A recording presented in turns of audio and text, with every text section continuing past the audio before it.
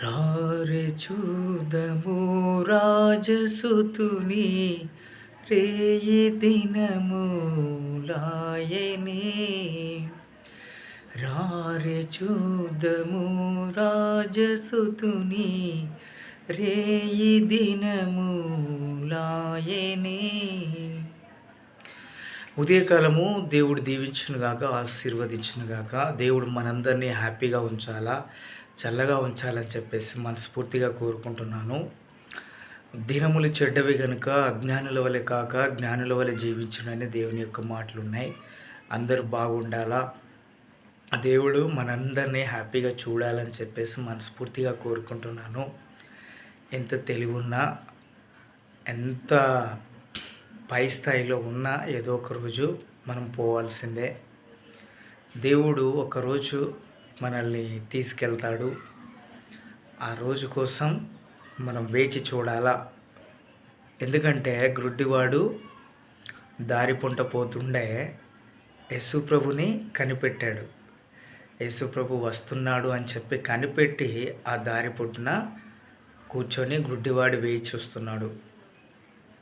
జక్కయ్య,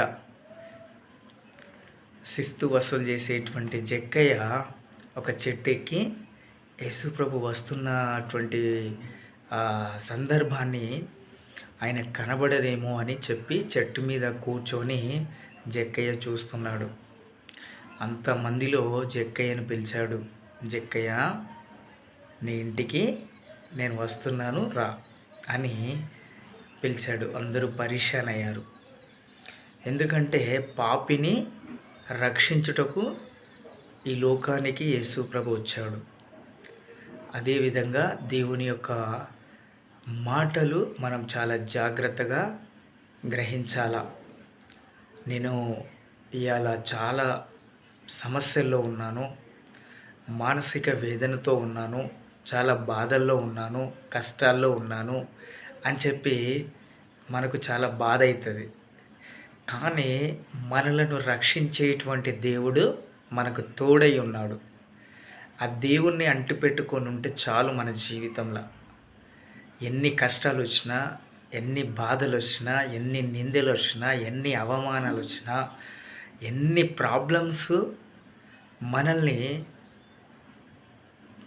ఇబ్బంది పెట్టినా కూడా దేవుడు మనల్ని రక్షిస్తాడు అన్న ఒక నమ్మకంతో మనం బ్రతకాల.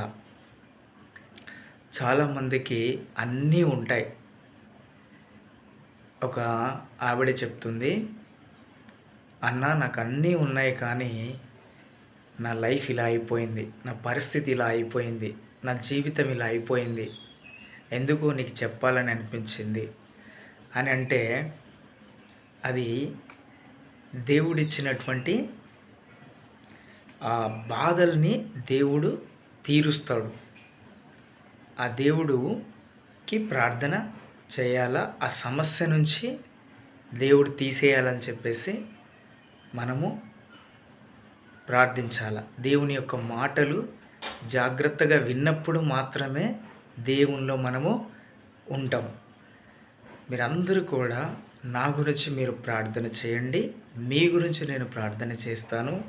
మనమందరము ఏకీభవించి దేవునిలో ఉన్నప్పుడు మాత్రమే దేవుడు మనల్ని ఆశీర్వదిస్తాడు.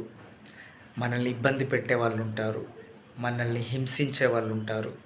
మనల్ని ఎలా వీని టార్చర్ చేయాలా, ఎలా వీన్ని ఇబ్బంది పెట్టాలా, ఎలా వీని జీవితంతో ఆడుకోవాలా, ఎలా వీన్ని వంచాలా, ఎలా వీన్ని మానసికంగా ఇబ్బంది పెట్టాలని చెప్పేసి చాలామంది చూస్తూ ఉంటారు.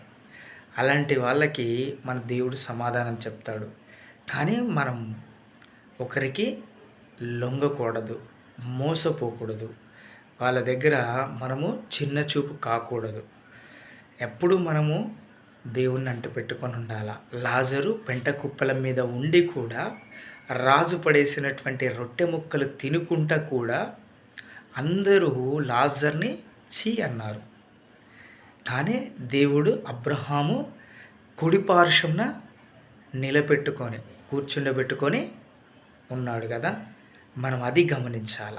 38 సంవత్సరాలు ఒక రోగి కోనేటి దగ్గర ఉన్నాడు. ఆయనకు ఎవ్వరూ లేరు. ఆ కోనేటిలో దిగితే ఆ పాపాలు క్షమించబడతాయని 38 సంవత్సరాల నుంచి వెయిట్ చేస్తున్నాడు. దేవుడే వచ్చి స్వయంగా స్వస్థపడగూర్చున్నావని అడిగాడు. గ్రుడ్డివాడు ఆ దారి పొడుగున ఉండి కూర్చుండి, దావీదు కుమారుడా నన్ను దాటిపోకయ్యా అని అన్నప్పుడు అంతమందిలో కూడా ఆ కేక విన్నాడు. ఆ గుడ్డివాని కేక విని, నువ్వు చూపు పొందగూర్చున్నావా అని అడిగాడు. నీ చిత్తమైతే ప్రభువా అన్నాడు కదా. అందుకోసమే మనం బాధపడకూడదు.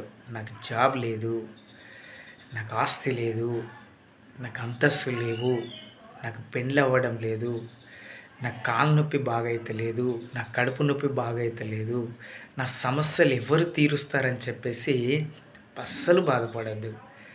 నమ్ముకున్నటువంటి మన దేవుడు మన పక్షాన ఉండగా మనం ఎప్పుడు కూడా బాధపడకూడదు. ఎందుకంటే మనము పర్మనెంట్గా బ్రతకడానికి ఈ లోకానికి రాలేదు కదా. ఎంత పెద్ద చదువు ఎంత పెద్ద స్థాయిలో ఉండు, ఏదో ఒకరోజు పోవాల్సిందే.